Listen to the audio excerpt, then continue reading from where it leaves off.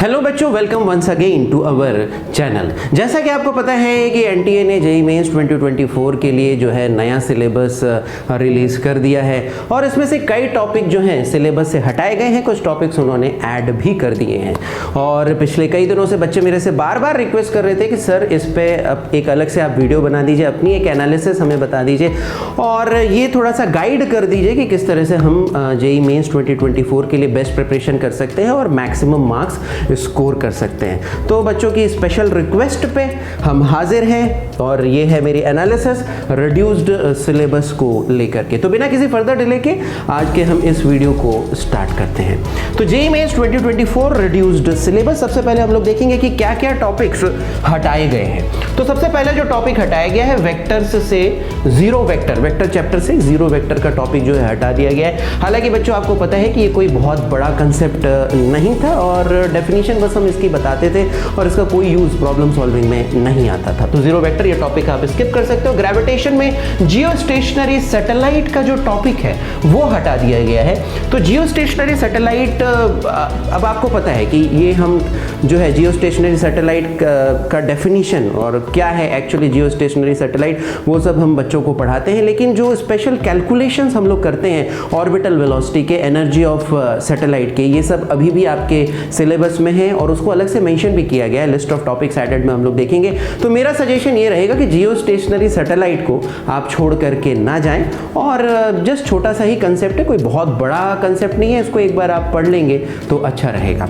इसके अलावा और क्या हटाया गया? सॉलिड्स एंड फ्लूइड्स टॉपिक से, बेसिकली फ्लूइड मैकेनिक्स से रेनॉल्ड्स नंबर, ये टॉपिक हटा दिया गया है। जो critical turbulent, critical velocity, turbulent flow, streamline flow, ये सब जो टॉपिक्स हम लोग पढ़ते थे, वहां पे रेनॉल्ड्स नंबर का जो कंसेप्ट है वो भी हम लोग डिस्कस करते थे। तो बेसिकली ये भी एक छोटा सा ही फॉर्मूला था, छोटा सा ही कंसेप्ट था।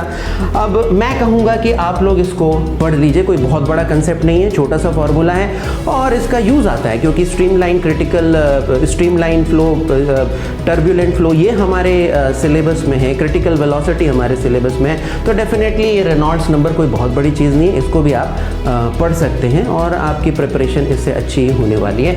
अब बीइंग अ टीचर अगर आप मुझसे पूछेंगे तो मैं जियो स्टेशनरी सैटेलाइट और रेनॉल्ड्स नंबर ये टॉपिक अभी भी बच्चों के लिए मैं कवर करूंगा। इसके अलावा हीट ट्रांसफर से Newton's law of cooling and its experiment, ये हटाया गया है। तो बच्चों अगर आप चाहते हो तो जेईई मेंस के लिए इसको स्किप कर सकते हो। हालांकि मैं एक चीज आपको ये बताना चाहूंगा कि जेईई एडवांस्ड के लिए ये topic Newton's law of cooling अभी भी सिलेबस में है। तो अगर आप जेईई मेंस के साथ साथ जेईई एडवांस की भी तैयारी कर रहे हो तो फिर डेफिनेटली आपको न्यूटन्स लॉ ऑफ कूलिंग और जो है वो एक बार पढ़ के जाना पड़ेगा, उसके क्वेश्चंस भी आपको प्रैक्टिस करने पड़ेंगे। लेकिन सिर्फ आप जेईई मेंस के लिए फोकस कर रहे हो तो आप इस टॉपिक को स्किप कर सकते हो। लेकिन बच्चों एक बार फिर मैं ये कहना चाहूँगा कि ये जो टॉपिक है हीट ट्रांसफर के अंदर में आता है, रेडिएशन में आपको पता होगा, रेडिएशन में हम इस टॉपिक को कवर करते हैं। तो अगर आप मेरे से पूछोगे तो मैं एक बार फिर कहना चाहूंगा कि छोटा सा ही कंसेप्ट है, कोई बहुत बड़ा कंसेप्ट नहीं है।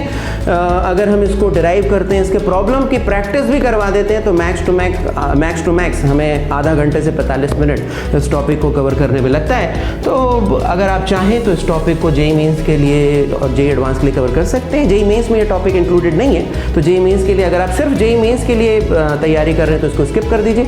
अगर आप जेईई एडवांस के लिए तैयारी कर रहे हैं तो इसको करने में कोई हर्ज नहीं है, छोटा सा ही टॉपिक है। इसके अलावा थर्मोडायनेमिक्स में Carnot engine and its efficiency, ये वाला टॉपिक भी हटा दिया गया है। तो जेईई मेंस के लिए आप इसको स्किप कर सकते हैं। हालांकि ये जो टॉपिक है अगेन जेईई एडवांस में इंक्लूडेड है। तो अगर आप जेईई एडवांस की तैयारी कर रहे हैं तो काइंडली इस टॉपिक को स्किप मत करिएगा, पढ़ करके जाइएगा। इसके अलावा ऑसिलेशन में free forced and damped oscillations, resonance, Doppler effect in sound, ये जो टॉपिक है ये भी हटा दिया गया है जेईई मेंस के सिलेबस से। तो अगर आप चाहें तो जेईई मेंस के लिए इस टॉपिक को स्किप कर सकते हैं। इसके अलावा करंट इलेक्ट्रिसिटी में colour code of resistors, potentiometer and its experiment. तो कलर कोड ऑफ रेजिस्टर्स ये जो टॉपिक है ये तो रटने वाला टॉपिक था, अच्छा हुआ इसको हटा दिया गया और बिल्कुल आप इसको स्किप कर सकते हैं। पोटेंशियोमीटर जो है वो बच्चों को काफ़ी परेशान करता था और कई बच्चों को इसमें डाउट होता था, गलतियां करके आ जाते थे क्वेश्चंस में। तो ठीक है, ये टॉपिक अगर हटा दिया गया है तो आप इसको चाहें तो स्किप कर सकते हैं। इसका एक्सपेरिमेंट भी हटा दिया गया है। इसके अलावा magnetic effects of current and magnetism में साइक्लोट्रॉन हटा दिया गया है, earth magnetic field and magnetic elements ये हटा दिया गया। बच्चों ये जो टॉपिक्स थे ये स्टूडेंट्स को काफ़ी परेशान करते थे, तो अच्छा हुआ कि ये टॉपिक हटा दिया गया है और आप चाहें तो इसको जो है स्किप कर सकते हैं। इसके अलावा hysteresis curve, electromagnets and permanent magnets का भी जो टॉपिक है वो हटा दिया गया है। इसके अलावा ऑल्टरनेटिंग करंट में क्वालिटी फैक्टर, इसका एक छोटा सा फॉर्मूला आता था जो कि हम पढ़ते थे, वो भी हटा दिया गया। आप चाहें तो जेईई मेंस के लिए इसको स्किप कर सकते हैं।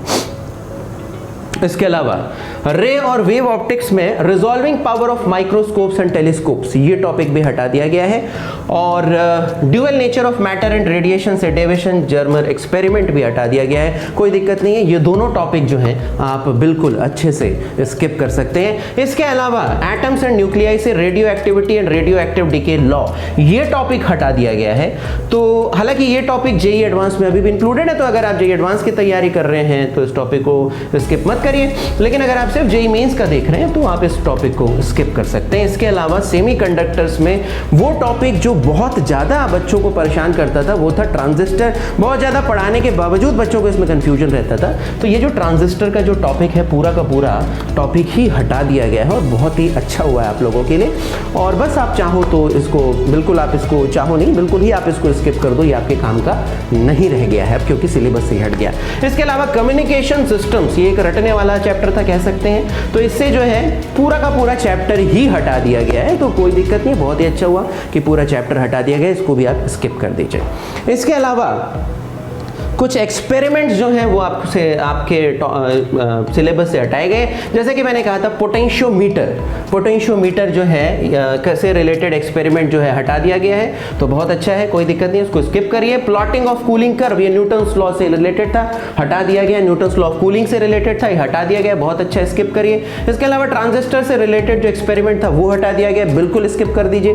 इसके अलावा मल्टीमीटर, यूजिंग मल्टीमीटर जो है identify the base of the transistor, ये वाला जो एक स्पेसिफिक एक्सपेरिमेंट था वो भी हटा दिया गया है। तो बेसिकली लिस्ट ऑफ एक्सपेरिमेंट से 4 जो है टोटल एक्सपेरिमेंट्स आपके सिलेबस से हटा दिए गए हैं, आप इसको स्किप कर दीजिए अपनी जेईई मेंस की प्रिपरेशन के लिए। और आगे बढ़ते हैं, इसके अलावा देखते हैं जो लिस्ट ऑफ टॉपिक्स ऐड हुए हैं।